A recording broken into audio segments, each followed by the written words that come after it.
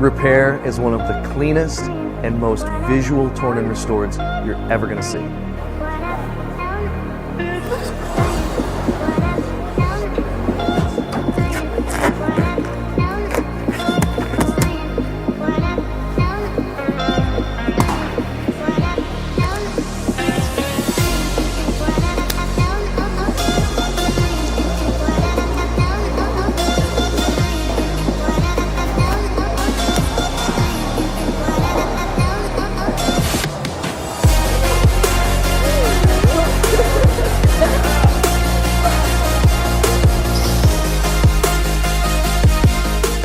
Start with empty hands, blow up a balloon, pop the balloon, rip the pieces up even more.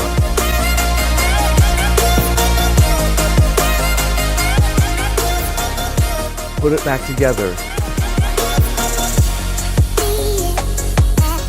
and blow it up again. repAIR uses completely normal balloons. There's no special gimmick that needs to be mailed to you. Anywhere you can find balloons, you can perform repAIR.